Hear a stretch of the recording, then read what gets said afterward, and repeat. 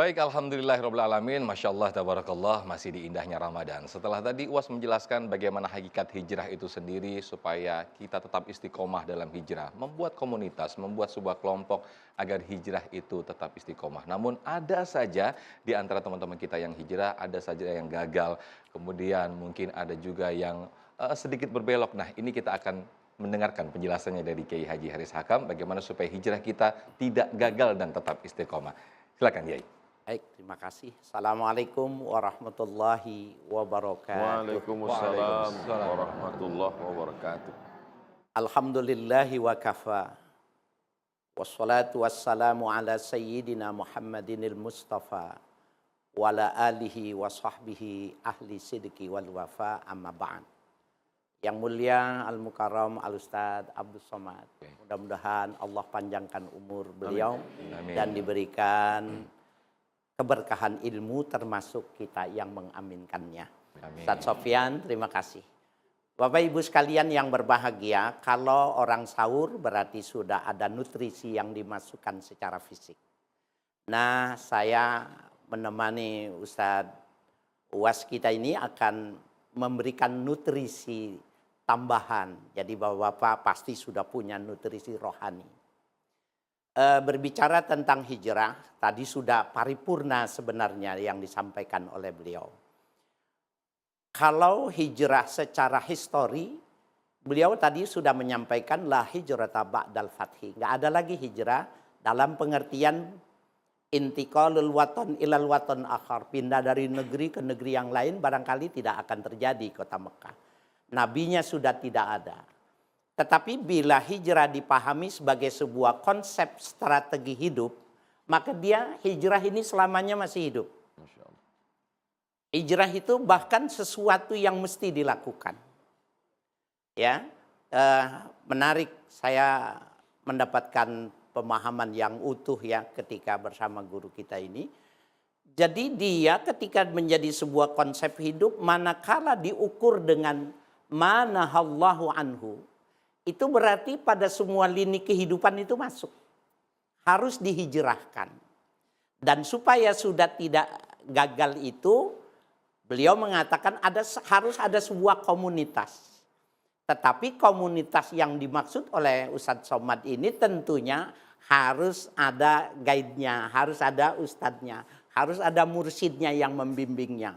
Kalau kelompok bikers, kelompok seniman dan lain sebagainya harus.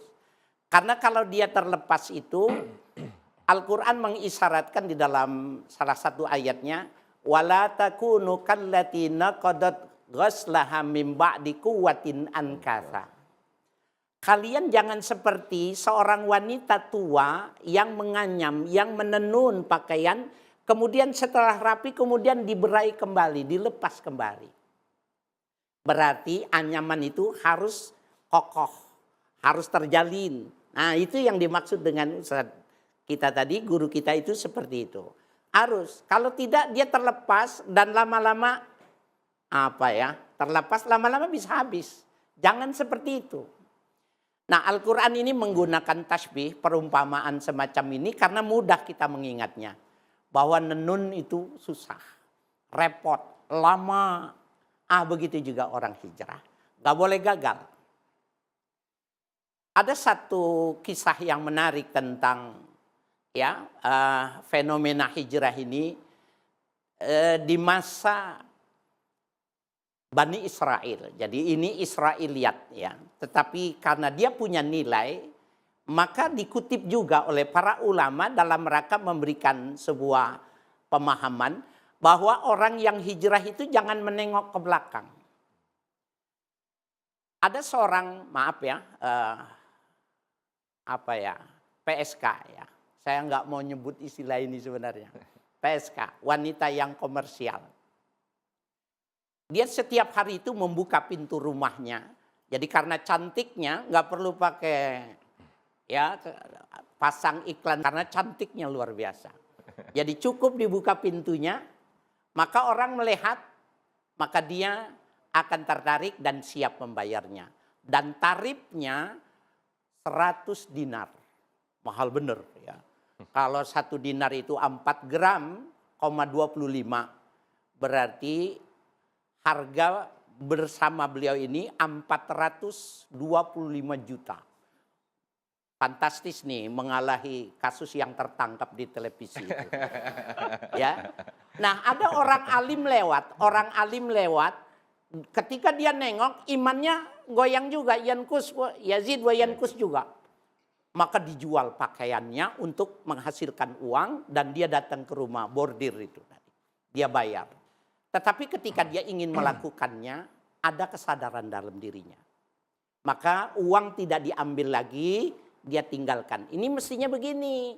Jangan seperti banyak caleg sudah kasih karpet di masjid, nggak kepilih, karpetnya diambil lagi. Jangan seperti itu.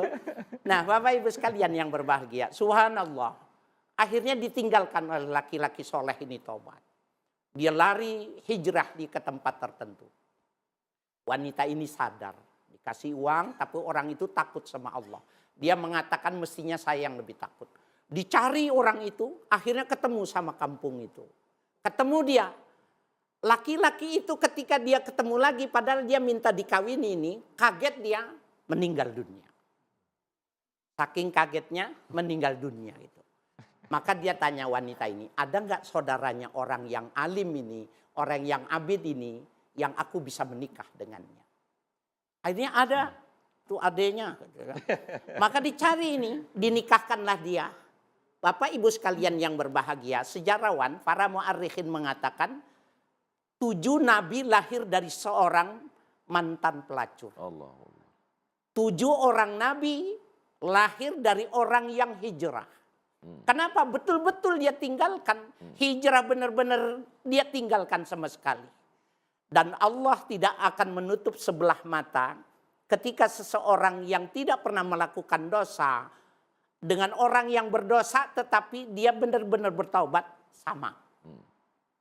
Al-mustaghfir minadz-dzambi kaman la dzambalahu. Orang yang benar-benar bertaubat mohon maaf kepada Allah, maka dia seperti bayi yang tidak ada dosanya. Nah, oleh itu para pemirsa dan hadirin hadirat sekalian yang berbahagia, ini nutrisi yang luar biasa ini. Ya, vitamin yang luar biasa kalau kita manfaatkan. Nah, ada lagi kasus nih Bapak Ibu sekalian, orang yang dari sebuah pemahaman tertentu, maaflah dia pindah bekerja ya, karena dianggapnya ini riba dan lain sebagainya. Ketika dia riba tetapi dia jatuh pada masalah baru, tidak bekerja, mencari kerja di rumah galak sama istrinya. Dia tinggalkan satu pekerjaan dengan alasan riba, pindah ke tempat yang bagus, tapi di rumahnya jadi galak. Kata istrinya kerja aja deh pada. Kenapa? Dulu nggak begini kamu. Nggak punya duit jadi galak gitu. Halo? Ada nggak Bu di kampung Ibu? Nggak ada. Saya ceritakan ini tetangga saya. Cuma katanya dulu tetangga ibu. Dia berpindah.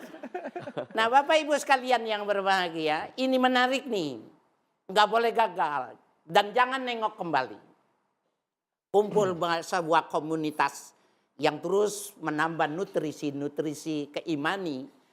Dan memang orang biasanya hijrah itu karena dia pernah melakukan kesalahan.